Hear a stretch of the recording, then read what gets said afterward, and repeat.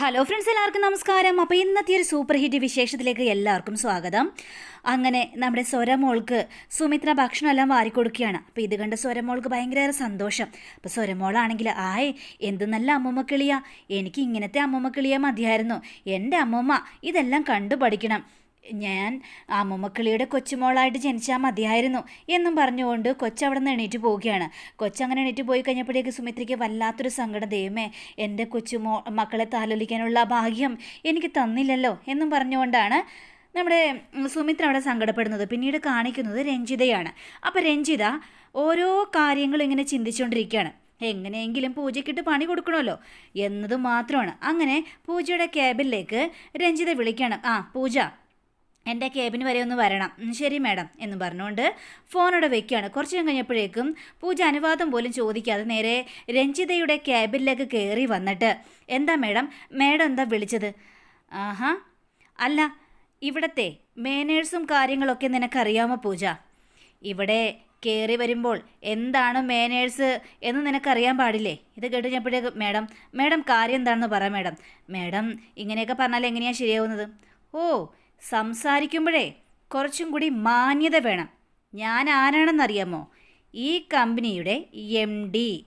ആ സ്ഥിതിക്ക് ഇവിടുത്തെ ഒരു സ്റ്റാഫ് എന്നോട് എങ്ങനെയാണ് സംസാരിക്കേണ്ടതെന്ന് പ്രത്യേകിച്ച് പറയേണ്ട ആവശ്യമുണ്ടോ?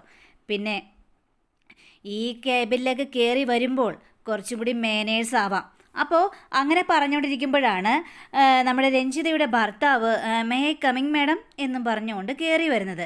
അപ്പോൾ രഞ്ജിതയുടെ ഭർത്താവ് അവിടെ വന്ന് നിൽക്കുകയാണ്. കണ്ടോ, ഇതാണ് മാനേഴ്സ് എന്ന് പറയുന്നത്. എൻ്റെ ക്യാബിനിലേക്ക് അനുവാദം പോലും ചോദിക്കാൻ ആവശ്യമില്ല, ചോദിക്കേണ്ട ആവശ്യം പോലുമില്ല. ആ ഒരാളാണ് എൻ്റെ ഭർത്താവ്. ആ ഭർത്താവ് ഇങ്ങോട്ട് കയറി വന്നു കഴിഞ്ഞപ്പോഴേക്കും എന്താ പറഞ്ഞത്? മേ ഐ കമ്മിങ് മാഡം എന്ന്. അപ്പോൾ നിനക്ക് മനസ്സിലായല്ലോ പൂജ, ഇവിടെ ഭാര്യ ഭർത്താവ് പോലും ഉള്ള ബന്ധം നമുക്ക് നോക്കേണ്ട ആവശ്യമില്ല. എന്താണോ സ്ഥാനം അവർക്ക് ആ സ്ഥാനം കൊടുത്തേ മതിയാവുള്ളൂ. അതുകൊണ്ട് നീ ഒരു കാര്യം ചെയ്യ് പൂജ, നീയേ പുറത്തു പോയിട്ട് എങ്ങനെയാണോ മാനേഴ്സ് പാലിക്കേണ്ടത് അതേ രീതിയിൽ വാ. ഇത് കേട്ട് കഴിഞ്ഞപ്പോഴേക്കും പൂജയ്ക്ക് ആകെ ടെൻഷൻ തോന്നുകയാണ്. അപ്പോൾ പൂജയുടെ വീണ്ടും രഞ്ജിതയുടെ ഭർത്താവ് പറയണം, പൂജ പറഞ്ഞത് കേട്ടില്ലേ, മേഡത്തിന് അതിൻ്റേതായ മാനേഴ്സ് കൊടുക്കണം. പിന്നെ ചേര തിന്നുന്ന നാട്ടിൽ ചെന്നാലും ചേരയുടെ നടുകഷ്ണം തിന്നണമെന്നാണല്ലോ ഒരു പഴഞ്ചൊല്ല്. ഇത് കേട്ട രഞ്ജിതയ്ക്ക് വളരെയേറെ സന്തോഷം തോന്നുകയാണ്. ചെല്ല് പൂജ, ഇനി നോക്കി നിൽക്കേണ്ട കാര്യമൊന്നുമില്ല, നീ ചെല്ല്. അങ്ങനെ പൂജയ്ക്ക് ഒരു നിവൃത്തിയില്ലാതെ പൂജ നേരെ പുറത്തേക്ക് ഇറങ്ങിപ്പോയിട്ട് വീണ്ടും ഡോറ് തുറന്ന് may coming madam. Very good, കടന്നു വാ. അങ്ങനെ പൂജ നേരെ കടന്നു വരികയാണ്. ഇപ്പം മനസ്സിലായല്ലോ പൂജ കാര്യങ്ങളെല്ലാം. നിന്നെ ഞാൻ വിളിപ്പിച്ചതെന്ന് പറഞ്ഞു കഴിഞ്ഞിട്ടുണ്ടെങ്കിൽ ബോർഡ് മീറ്റിങ്ങിൻ്റെ കുറേ കാര്യങ്ങളെല്ലാം തീർക്കാനുണ്ട്. അത് ഇന്നൊരു ദിവസം കൊണ്ട് നീ മുഴുവനും തീർക്കണം, എനിക്കത് പെട്ടെന്ന് ആവശ്യമുണ്ടെന്നും പറയുകയാണ്. അപ്പോൾ നമ്മുടെ രഞ്ജിതയുടെ ഭർത്താവാണെങ്കിൽ വീണ്ടും ഓരോരോ ഡയലോഗുകൾ അവിടെ ഇറക്കുകയാണ്. ആരായാലും അനാവശ്യമായ ഡയലോഗുകൾ ഇവിടെ വേണ്ട, പറഞ്ഞത് മനസ്സിലായല്ലോ? അപ്പോൾ രഞ്ജിത ഭർത്താവ് വീണ്ടും മിണ്ടാതിരിക്കുകയാണ്. പൂജ, നിന്നോട് പറഞ്ഞ കാര്യങ്ങളെല്ലാം കേട്ടോ? അയ്യോ മാഡം, ഒരു ദിവസം കൊണ്ട് അത് മുഴുവൻ തീർക്കാന്നൊക്കെ പറഞ്ഞു കഴിഞ്ഞിട്ടുണ്ടെങ്കിൽ എങ്ങനെയാണ് മാഡം തീർക്കുന്നത്? അതൊന്നും എനിക്കറിയേണ്ട ആവശ്യമില്ല.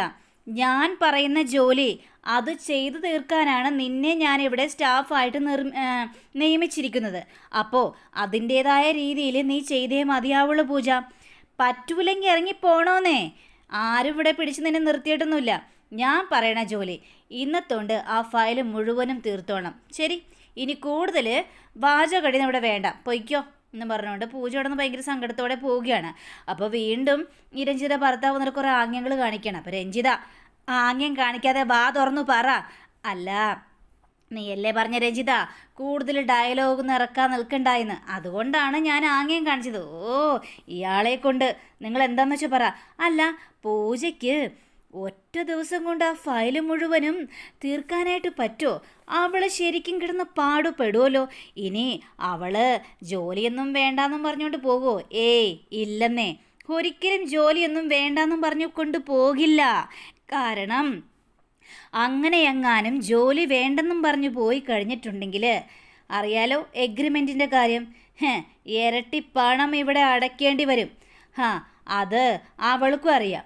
അതുകൊണ്ട് അവൾ അങ്ങനെയൊന്നും പോകാനായിട്ട് പോകുന്നില്ല എന്നും പറയുകയാണ്. ഇത് കേട്ട ഇവർക്കും ഭയങ്കരേറെ സന്തോഷം തോന്നുകയാണ്. പിന്നീട് കാണിക്കും നമ്മുടെ സുമിത്രയാണെങ്കിൽ കുറേ രാത്രിയായിട്ടും പൂജയെ കാണുന്നില്ല. വരുന്ന സമയമായിട്ടും പൂജയെ കാണാത്തത് കൊണ്ട് ഫോണിൽ വിളിക്കുകയാണ്. ദൈവമേ, പൂജ എന്താ ഇത്ര നേരമായിട്ടും വരാത്തത്? അവളുടെ ഫോണാണെങ്കിൽ സ്വിച്ച് ഓഫ് ആണല്ലോ. അവൾ എവിടെയായിരിക്കും? ഒരു എത്തും പിടിയും കിട്ടുന്നില്ലല്ലോ. വൈകിക്കഴിഞ്ഞാൽ അവൾ എന്നെ വിളിക്കുന്നതാണല്ലോ. ഇതാണെങ്കിൽ അവൾ എന്നെ വിളിച്ചിട്ടുമില്ല. ദൈവമേ, അവൾ എവിടെ പോയിട്ടുണ്ടാവും എന്നും പറഞ്ഞുകൊണ്ട് സുമിത്ര ആകെ സങ്കടപ്പെട്ടൊരവസ്ഥയിൽ അങ്ങനെ നിൽക്കുകയാണ്. എന്ത് ചെയ്യണമെന്ന് അറിയാൻ പാടില്ലാത്തൊരവസ്ഥ. അങ്ങനെ ഇരിക്കും നമ്മുടെ സുമിത്രയാണെങ്കിൽ നേരെ അപ്പുവിൻ്റെ ഫോണിലേക്ക് വിളിക്കുകയാണ്. അങ്ങനെ അപ്പു വന്ന് നോക്കിക്കഴിഞ്ഞപ്പോഴേക്കും സുമിത്രയുടെ കോള. എന്താ അപ്പച്ചി? മോനെ അപ്പു, ഇതുവരെയായിട്ടും പൂജ എത്തിയിട്ടില്ല. പൂജ എത്തിയിട്ടില്ലെന്നോ? അവളുടെ ഫോണിലേക്ക് വിളിച്ചില്ലേ? വിളിച്ചു. അവളുടെ ഫോൺ സ്വിച്ച് ഓഫ് ആണ് മോനെ. എനിക്കാകെ പേടി തോന്നുന്നു. അവൾക്ക് എന്തെങ്കിലും സംഭവിച്ചിട്ടുണ്ടാവോ? നീ ഒന്ന് പോയി അന്വേഷിക്കോ മോനെ. അപ്പച്ചി പേടിക്കണ്ട, ഞാനൊന്ന് പോയി അന്വേഷിക്കട്ടെ എന്നും പറഞ്ഞുകൊണ്ട് അവിടെ ഫോൺ വയ്ക്കുകയാണ്. അപ്പോൾ ആണെങ്കിൽ മനസ്സിൽ ചിന്തിക്കുകയാണ്, ആ പങ്കജ് പൂജയെ എന്തെങ്കിലും ഉപദ്രവിക്കാനാണ് അവൻ്റെ പരിപാടിയെങ്കിൽ അവനെ ഞാൻ വെറുതെ വിടില്ല എന്നും പറഞ്ഞുകൊണ്ട് രണ്ടും കൽപ്പിച്ചിറങ്ങുകയാണ് നമ്മുടെ അപ്പു. പിന്നീട് കാണിക്കുന്നത് ഓഫീസിലിരുന്ന് ഭയങ്കര ബുദ്ധിമുട്ടുകയാണ് പൂജയാണെങ്കിൽ ദൈവമേ, ഇത്രയും സമയമായോ? ഇനി ഇതെന്തൂരം തീർക്കാനുണ്ട്? അമ്മയെ വിളിച്ച് പറഞ്ഞില്ലല്ലോ. അപ്പോൾ പൂജ ഫോൺ നോക്കിക്കഴിഞ്ഞപ്പോഴേക്കും ഫോൺ സ്വിച്ച് ഓഫ് ആണല്ലോ. ഇനി ഇതെങ്ങനെ ചാർജ് ചെയ്യും? അപ്പോൾ അവിടുത്തെ ലാൻഡ് ഫോണിൽ നിന്ന് വിളിക്കാനായിട്ട് ശ്രമിക്കുകയാണ്. ആ ലാൻഡ് ഫോണാണെങ്കിൽ പൊട്ട ഫോണാന്ന് തോന്നുന്നു. അതൊന്നും വിളിക്കാനും പറ്റുന്നില്ല. ഇത് പൊട്ട ഫോണാണല്ലോ, ഇനി എന്ത് ചെയ്യും? അമ്മയാണെങ്കിൽ ആകെ ടെൻഷൻ അടിക്കും. ഇതാണെങ്കിൽ കുറേ ഉണ്ട് തീർക്കാനായിട്ട്. എന്തായാലും ഞാൻ തീർത്തിട്ടേ പോകുള്ളൂ. ഏതായാലും വൈകി. ഇനിയിപ്പോൾ ഇത് തീർക്കാതെ പോയി കഴിഞ്ഞിട്ടുണ്ടെങ്കിൽ നാളെ വരാൻ നേരത്ത് ആ രഞ്ജിത മേഡത്തിൻ്റെ കയ്യിൽ നിന്ന് നല്ലത് കിട്ടും. അതുകൊണ്ട് വേണ്ട എന്നും പറഞ്ഞ് രണ്ടും കൽപ്പിച്ച് നമ്മുടെ പൂജ വർക്കുകളെല്ലാം തീർക്കാനായിട്ട് ശ്രമിക്കുകയാണ്. അങ്ങനെയെല്ലാം ചെയ്തുകൊണ്ടിരിക്കുമ്പോഴാണ് പെട്ടെന്ന് ഒരു വാതിലിൻ്റെ സൗണ്ടും ഷൂവിൻ്റെ സൗണ്ടൊക്കെ ഇങ്ങനെ കേൾക്കുന്നത്. അപ്പോൾ ഇതൊക്കെ കേട്ട് കഴിഞ്ഞപ്പോഴേക്കും പൂജയാണെങ്കിൽ ഇത് ആരാണ്? സെക്യൂരിറ്റി ആയിരിക്കും, സാരമില്ല എന്നും പറഞ്ഞുകൊണ്ട് ഇങ്ങനെ നിൽക്കുമ്പോൾ ഭയങ്കര ജോലിയിലാണ് നമ്മുടെ പൂജ. അപ്പോൾ പെട്ടെന്ന് പൂജ എന്നും പറഞ്ഞുകൊണ്ട് ഒരാളുടെ വിളി. പൂജയാണെങ്കിൽ ഞെട്ടി തരിച്ചു പോവുകയാണ്. അപ്പോൾ അത് നമ്മുടെ പങ്കജായിരുന്നു. അപ്പോൾ പങ്കജിനെ കണ്ടു കഴിഞ്ഞപ്പോഴേക്കും പൂജ കണ്ണും മിഴിച്ച് ഇങ്ങനെ നോക്കി നിൽക്കുകയാണ്. അപ്പോൾ പങ്കജ്, എന്താ പൂജ, നീ പേടിച്ചു പോയോ പൂജ? ഞാൻ പേടിച്ചു. എന്തിനാ പൂജ നീ പേടിക്കുന്നത്? സമയം എത്രയെന്ന് അറിയാവോ? ഇനി ജോലിയെല്ലാം നിർത്തിയാര്? പോയിക്കോ. വേണ്ട, ഞാൻ ഏതായാലും ഈ ജോലി തീർത്തിട്ടേ പോകുന്നുള്ളൂ. പൂജ, ഇത് 3 ദിവസം ചെയ്തു തീർക്കാനുള്ള ജോലിയാണ്. ആ ജോലി നിനക്ക് ഒരു ദിവസം കൊണ്ട് ചെയ്തു തീർക്കാനായിട്ട് പറ്റുമോ? അപ്പം ഇത് കേട്ട പൂജയാണെങ്കിൽ എല്ലാം അറിഞ്ഞുകൊണ്ടാണല്ലോ എൻ്റെ കയ്യിലേക്ക് തന്നത്. പിന്നെ ഇങ്ങനെ ചോദിക്കേണ്ട കാര്യമൊന്നുമില്ലല്ലോ എന്ന് പറയുകയാണ്. അതൊന്നും സാരമില്ല, നീ പോകാനായിട്ട് നോക്ക്. വേണ്ട, ഞാൻ ഏതായാലും ഈ ജോലി തീർത്തിട്ടേ ഇവിടെ നിന്ന് പോകുന്നുള്ളൂ. ഏതായാലും എനിക്ക് ചെയ്യാവുന്നതേ ഉള്ളൂ. ശരി, എങ്കിൽ പിന്നെ നിൻ്റെ ഇഷ്ടം പോലെ തന്നെ ആവട്ടെ. ഞാനിവിടെ നിനക്ക് കാവൽ തന്നെ ഉണ്ടായിരിക്കും പൂജ, പുറത്ത് തന്നെ ഉണ്ടായിരിക്കും. എന്തെങ്കിലും ആവശ്യമുണ്ടെങ്കിൽ എന്നെ വിളിക്കണേ എന്നും പറഞ്ഞ് പങ്കജ് അവിടെ നിന്ന് പോവുകയാണ്. അപ്പോൾ പങ്കജ് അവിടെ നിന്ന് പോയപ്പോൾ നമ്മുടെ പൂജയാണെങ്കിൽ ഭയങ്കരേറെ ജോലി ചെയ്ത് ഭയങ്കര സിൻസിയർ ഇങ്ങനെ കാണിക്കുകയാണ്. അങ്ങനെ പിന്നീട് കാണിക്കുന്നത് നമ്മുടെ സുമിത്രയാണെങ്കിൽ മകളെ കാണാത്തത് കൊണ്ട് കരഞ്ഞ് വഴി കെട്ടിരിക്കുകയാണ്. അപ്പോഴാണ് സീമ അങ്ങോട്ട് വരുന്നത്. അപ്പോൾ സീമനെ കണ്ടു കഴിഞ്ഞപ്പോഴേക്കും സുമിത്രയാണെങ്കിൽ ഇതുവരെയായിട്ടും പൂജ എത്തിയിട്ടില്ല. സീമ, എന്ത് ചെയ്യണമെന്നൊരു എത്തും പിടി എനിക്ക് കിട്ടുന്നില്ല. എനിക്കാകെ പേടി തോന്നുന്നു. എൻ്റെ മോൾക്ക് എന്തെങ്കിലും സംഭവിച്ചു കഴിഞ്ഞാൽ എനിക്കാരുമില്ല. എനിക്കെന്തെങ്കിലും സംഭവിച്ചു കഴിഞ്ഞാൽ അവൾക്ക് ആരുമില്ല. ഞങ്ങൾ രണ്ടുപേരും ഒറ്റപ്പെട്ടൊരവസ്ഥയിലാണെന്നൊക്കെ പറഞ്ഞുകൊണ്ട് സുമിത്ര എണ്ണി ഇങ്ങനെ കരയുകയാണ്. ചേച്ചി ഇങ്ങനെ കരയല്ലേ?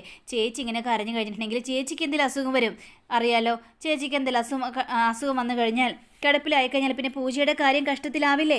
അതുകൊണ്ട് ചേച്ചി ഇങ്ങനെ കരയല്ലേ? പൂജ എത്രയും പെട്ടെന്ന് വരുമെന്നേ. പക്ഷേ സുമിത്രയ്ക്കാണെങ്കിൽ ഒരു മനസ്സമാധാനമില്ല. സുമിത്ര കരഞ്ഞുകൊണ്ടിരിക്കുകയാണ്. പിന്നീട് കാണിക്കുന്ന നമ്മുടെ രഞ്ജിതയ്ക്ക് ഒരു കോള് വരികയാണ്. അപ്പോൾ ആ കോൾ എടുത്ത് കഴിഞ്ഞപ്പോഴേക്കും ഒരു അജ്ഞാതൻ, മേഡത്തിന് എന്നെ അറിയില്ല, പക്ഷേ മേഡത്തിനെ എനിക്ക് ശരിക്കറിയാം, മേഡത്തിൻ്റെ രഹസ്യങ്ങളൊക്കെയും. അപ്പോൾ ഇത് കേട്ട് കഴിഞ്ഞപ്പോഴേക്കും രഞ്ജിത സ്പീക്കർ ഫോൺ ഇടുകയാണ്.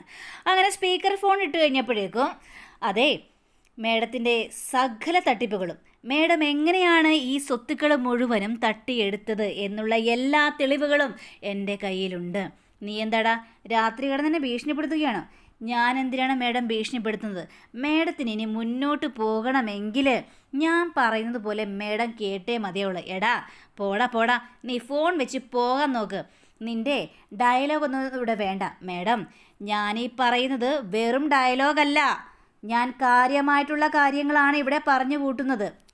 ആ പിന്നെ ഞാൻ പറയുന്ന സ്ഥലത്ത് പറയുന്ന സമയത്ത് 10 ലക്ഷം രൂപയും കൊണ്ട് മേഡം വരണം. ഇത് കേട്ട രഞ്ജിതയാണെങ്കിൽ നീ എന്തെന്നെ ഭീഷണിപ്പെടുത്തുകയാണോ? നീ ചെയ്യാൻ പറ്റുന്നൊക്കെ ചെയ്യടാ, നിനക്കൊരു പൈസയും തരാനായിട്ട് പോകുന്നില്ല. മേഡം ആരോടാണ് ഈ പറയുന്നതെന്നറിയാമോ?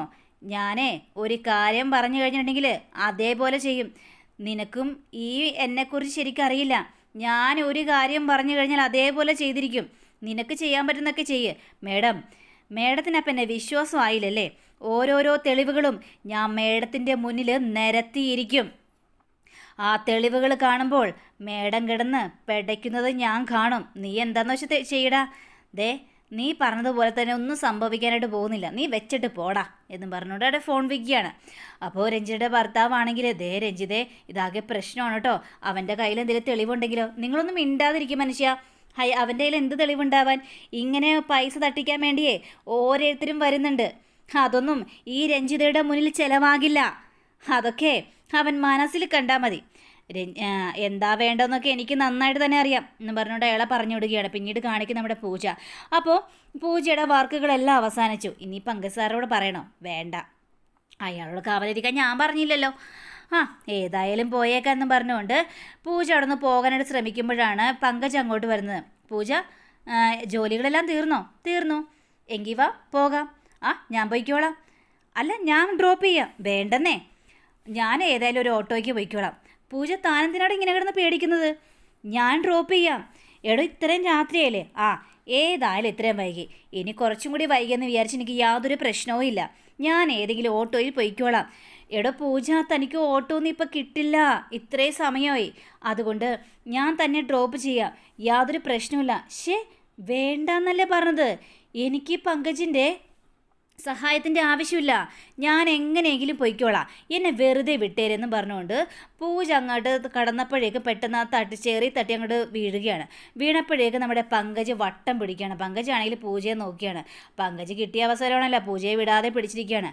അപ്പോൾ നമ്മുടെ പൂജയാണെങ്കിൽ എന്നെ വിട് എന്നും പറയുകയാണ്. അപ്പോഴാണ് നമ്മുടെ അപ്പു അങ്ങോട്ട് കയറി വരുന്നത്. ഈ കാഴ്ച കണ്ട അപ്പുവിന് കാലി വന്നിട്ട് എടാ എന്നും പറഞ്ഞുകൊണ്ട് നേരെ ഒന്നും നോക്കാതെ പങ്കജിനിട്ട് പടപടാന്ന് 2 അടി. അപ്പോൾ പങ്കജ് പറയുന്നുണ്ട്, ഞാൻ പൂജ ഒന്നും ചെയ്തില്ല, അവൾ വീഴാൻ പോയപ്പോൾ ഞാൻ പിടിച്ചാണ്, നീയെ പറയുന്ന മുഴുവനും നുണയാണ്. അപ്പോൾ പൂജയും പറയുന്നുണ്ട്, അപ്പു വിടപ്പോട്ടാ എന്നും പറയുന്നുണ്ട്. പക്ഷെ അപ്പു ആണെങ്കിൽ വിടോ, അവനിട്ട് പട്ടപ്പട്ടാ അടിക്കുകയാണ്. നീ മിണ്ടിപ്പോരുത്, ഇവൻ്റെ സ്വഭാവം എനിക്ക് ശരിക്കറിയാം. ഇവനെ നമ്മൾ വിചാരിക്കുന്ന പോലെ ഒന്നും പറഞ്ഞുകൊണ്ട് ഭയങ്കരമായിട്ട് അടിച്ചിട്ട് ഇനി നിൻ്റെ കൈ എങ്ങാനും അവളുടെ ദേഹത്ത് തൊട്ടാൽ പിന്നെ നീ ജീവനോടെ ഉണ്ടാവില്ല പങ്കജേ എന്നും പറഞ്ഞുകൊണ്ട് അപ്പോൾ പൂജയെ വിളിച്ചുകൊണ്ട് പോവുകയാണ്. അപ്പോൾ ഈ പങ്കജിനാണെങ്കിൽ ആകെ അരിശം. നിനക്കിട്ട് ഞാൻ വെച്ചിട്ടുണ്ടാ, നിനക്കിട്ട് ഞാൻ തിരിച്ച് തല്ലാത്തതേ, വേറൊന്നും കൊണ്ടല്ല, നിനക്കിട്ട് ഞാൻ വെച്ചിട്ടുണ്ടെന്നും പറഞ്ഞുകൊണ്ട് വലിയ ഡയലോഗ് മനസ്സിൽ കരുതുകയാണ് ഈ പങ്കജും. പിന്നീട് കാണിക്കുന്ന സുമിത്ര കരഞ്ഞ് വശം കെട്ടു. സുമിത്രയാണെങ്കിൽ വീണ്ടും സീമയോട് പറയുകയാണ്, ഇതുവരെയായിട്ടും പൂജ എത്തിയിട്ടില്ലല്ലോ, എനിക്കാകെ പേടി തോന്നുന്നു. അപ്പൂനെ വിളിച്ചിട്ടാണെങ്കിൽ അപ്പൂൻ്റെ ഫോണും കിട്ടുന്നില്ല, അവനാണെങ്കിൽ ഫോൺ എടുക്കുന്നില്ല. അപ്പം നമ്മുടെ സീമ, ചേച്ചി പേടിക്കല്ലേ, ഞാൻ ഏതായാലും അപ്പൂനെ വിളിച്ച് നോക്കാം, ഒന്നും കൂടി ഒന്ന് വിളിച്ച് നോക്കാമല്ലോ. അങ്ങനെയും പറഞ്ഞുകൊണ്ട് സീമ അപ്പുവിൻ്റെ ഫോണിലേക്ക് വിളിക്കുകയാണ്. അപ്പോൾ അങ്ങനെയും കാണിച്ചുകൊണ്ടാണ് നമ്മുടെ ഇന്നത്തെ റിവ്യൂടെ അവസാനിച്ചിരിക്കുന്നത്. അടുത്ത റിവ്യൂവിനായി കാത്തിരിക്കുക, സബ്സ്ക്രൈബ് ചെയ്യുക. എല്ലാവർക്കും നല്ലൊരു ദിനം ആശംസിച്ചുകൊണ്ട് തന്നെ നന്ദി, നമസ്കാരം, thank you, see again, bye by.